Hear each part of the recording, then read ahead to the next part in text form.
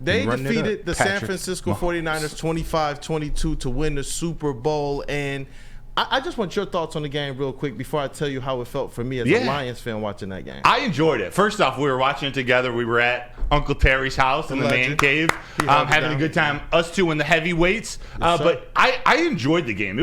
I know a lot of people said it was boring. It was a defensive struggle. And, of course, you want to see a lot of points. But I don't know. There was just something about it. Still with Patrick Mahomes, the 49ers.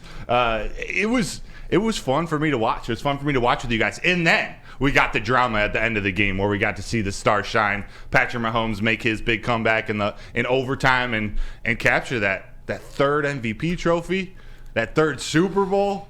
Patrick Mahomes is doing just about everything he can to climb up that list of greatest QBs of all time. To win that game, he did all the things that we bitch about Jared Goff. It's true. He was a game manager.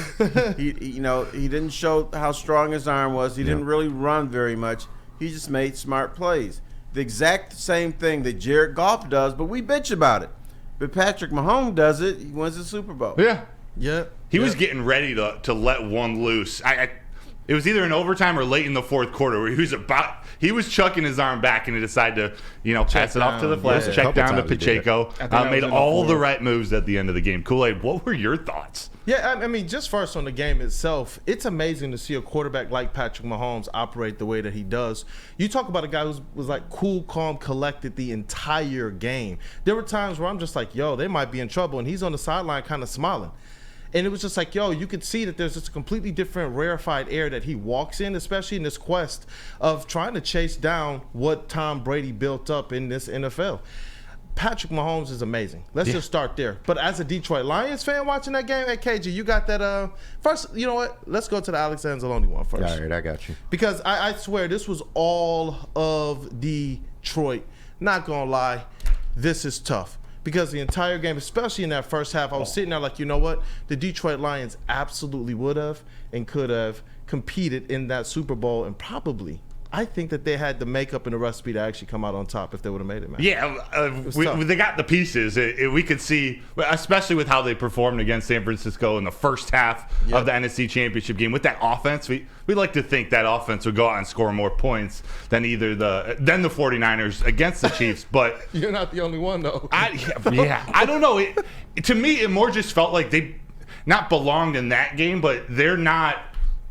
They belong in this conversation, in this tier of teams. They're right up there at the top of the NFL. And if they were in this Super Bowl, they would have competed just as if the 49ers were in there. So I just felt like they would be at home in this Super Bowl, not the super mega underdog, if that makes sense. All right, fellas, it was bittersweet, competing and winning are two different things. Right. Yes, they would have competed.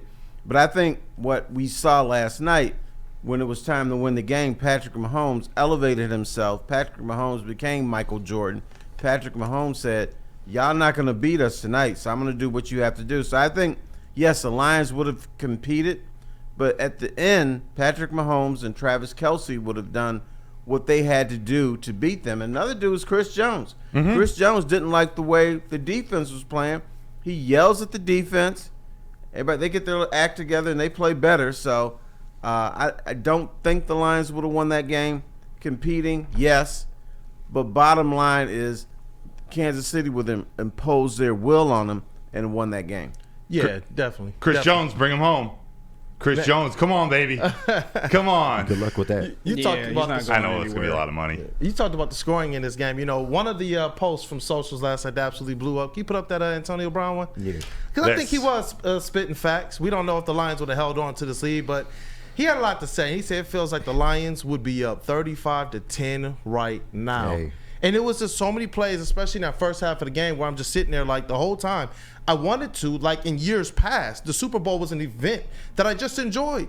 It wasn't something that I thought this is a dinner table that our team is actually supposed to be pulled up to and we're a part of the conversation. But all through the broadcast, all over social media, from locals to nationals, you kept hearing the Detroit Lions come up again and again and again.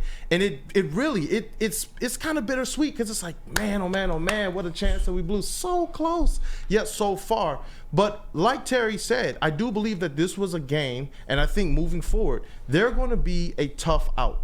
You talk about competing every single game. This is something that we heard.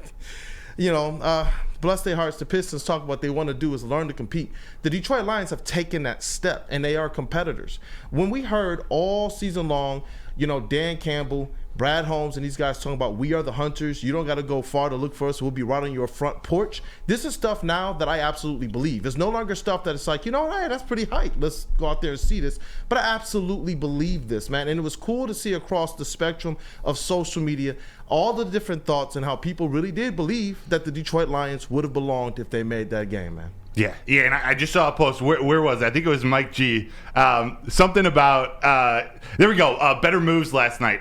Usher in the halftime show, or Flannel punch in the air as the Kansas City Chiefs pulled that one off. We'll wait for Flannel to come back in tomorrow morning to defend himself, but you know how pumped up he must have been seeing this happen on the back of Patrick Mahomes. It's not like he played phenomenal all game long. They just kind of edged along, got to the end of the fourth, got to the end of the game, and then they let their veteran Patrick Mahomes and Travis Kelce do what they do. And Andy Reid, he called a hell of a game with Matt Nagy. There are a lot of coaching decisions they're actually going to talk about in the 8:30 segment. But man, I don't know. I enjoyed it, man.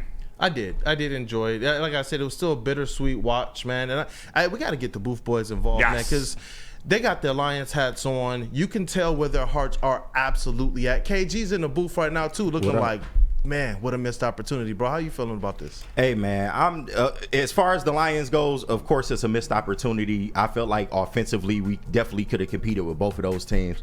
But, yeah, it just sucks, man. It just sucks. But I'm looking forward to next season. I look at it as a positive, as motivation. I feel like this team will use that as fuel and want to keep going. But like you said, it's funny, just all the Lions love that was coming in and all the people bringing us up just randomly like that. We normally don't get that. We're not used to that. But